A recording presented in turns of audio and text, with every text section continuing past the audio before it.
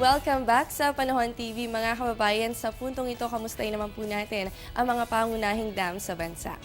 Dito sa Luzon, meron po tayong tatlong binabantayan, ang Magat, Pantabangan at ang Angat Dam. Dito po sa Angat Dam, yan po nagbibigay ng tubig dito sa Metro Manila. Kaya naman mahalaga pong malaman ang araw-araw na kondisyon ng Angat Dam.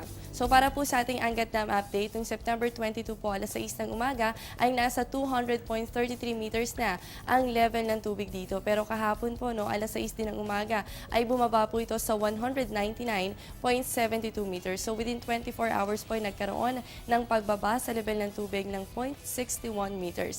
Ang flood season high water level para po sa Angat Dam ay nasa 210 meters. So ibig sabihin, kapag inabot na po itong reaching point na ito na po yung pagkakataon na magbubukas ng gate ang Angat Dam. Pero sa ngayon, nakikita natin na malayo pa ang kanyang current water level para po sa kanyang reaching point. At para naman po sa Magat Dam na siyang nagbibigay din ng tubig para sa irigasyon po sa Isabel at ganoon din po para sa kanilang enerhiya, narito po ang ating Magat Dam update. Kung makikita nga po natin, kahapon alas 6 ng umaga ay nasa 190.67 meters ang level ng tubig dito. Ibig sabihin, within 24 hours ay nagkaroon din po ng pagbaba sa level ng tubig sa negative 0.26 meters. Dito po ang reaching point ay nasa 190 meters. So kung mapapansin niyo po, ay mas mataas ang kanyang current water level pero hindi pa rin nagbubukas ng gate ang Magat Dam. Yan po ay dahil nag-iipon pa ng tubig ang Magat Dam dahil sa mga susunod na araw magpapatuloy nga po itong nararanasan nating maaraw na panahon. Kaya naman para hindi po magkulang ang supply dito sa Magat Dam ay hanggang ngayon hindi pa rin po nila binubuksan ang gate para dito.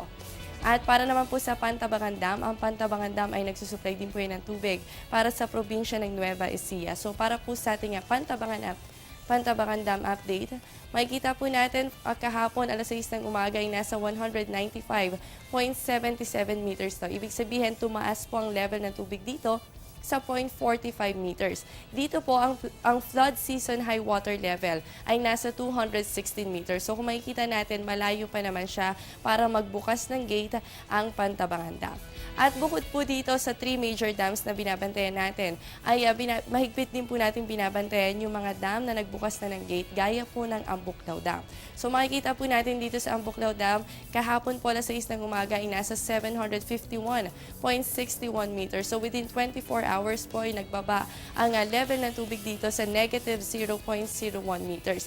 Dito po, ang reaching point ay nasa 752 meters. So para hindi na po umabot sa spilling level, ay nagbukas na po ng gate at dalawa po ang binuksan para sa Ambuklaw Dam kung saan naglalabas po ito ng 0.8 meters na volume ng tubig. Samantala, bukas na rin po ang gate para naman sa Binga Dam. Kung makikita po natin, nasa 574.19 meters ang level ng tubig dito. Umangat po yan mula sa kanyang 573.53 meters na level noong September 22. So mula po dito, kung makikita natin yung reaching point niya ay nasa 575 meters. So para hindi rin po umabot sa kanyang spilling level, ay nagbukas na rin ang gate. Ang Binga Dam, dalawang gate din po ang binuksan at ang total volume na inilalabas ng tubig, yan po ay nasa 1.5 meters. So asahan po natin sa mga susunod na araw kung makakaranas ulit tayo ng mga pag-ulan, ay patuloy pa rin pong bubuksan ng mga gate ng Ambuklaw at Binga Dam. Samantala, alamin naman po natin ang magiging pagtaya ng panahon sa bansa at unahin po natin dito sa Luzon. Sa Baguio City, meron po kayong 16 to 23 degrees Celsius at sa inyong areas, asahan po natin ang fair weather conditions sa mga susunod na oras. Samantala, dito naman po sa Metro Manila, meron tayong 24 to 33 degrees Celsius habang sa Tugigaraw medyo mataas po yan. Yan ay nasa 24 to 34 degrees Celsius. Para naman po dito sa Visayas, sa Iloilo at Bacolod, meron kayong 24 to 33 degrees Celsius at sa inyong areas, fair weather conditions din po tayo sa mga susunod na oras. Ibig sabihin, posible lamang ang mga isolated cases of rain showers and thunderstorms, lalo na po yan sa hapon o gabi. At para naman po dito sa Tacloban, meron kayong 24 to 33 degrees Celsius habang sa Cebu, asahan po dyan ang 24 to 33 degrees Celsius. At para naman po sa Mindanao, sa Cagayan de Oro, sa Metro Davao, meron po kayong 24 to 32 degrees Celsius. Fair weather conditions po tayo sa area nyo. Habang sa Cagayan de Oro, meron kayong 23 to 33 degrees Celsius. At sa Zamboanga, asahan po dyan ang 24 to 32 degrees Celsius. At yan po ang aasahang lagay ng temperatura sa mga susunod na oras. Samantala, mula naman po sa Provincial Disaster Risk Reduction and Management Council ng Albay, narito po ang update kaugnay sa Mayon Volcano.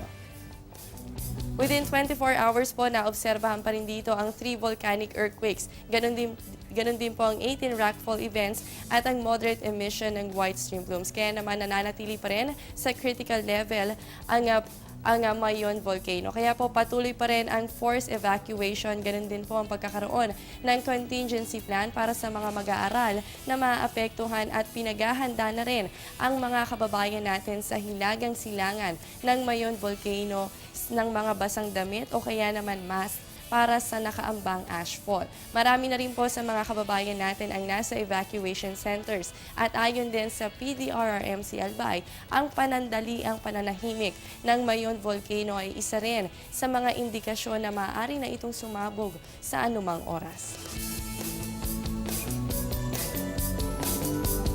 At marami pa po ang dapat abangan. Magbabalik pa ang Panahon TV pagkatapos ng ilang paalala.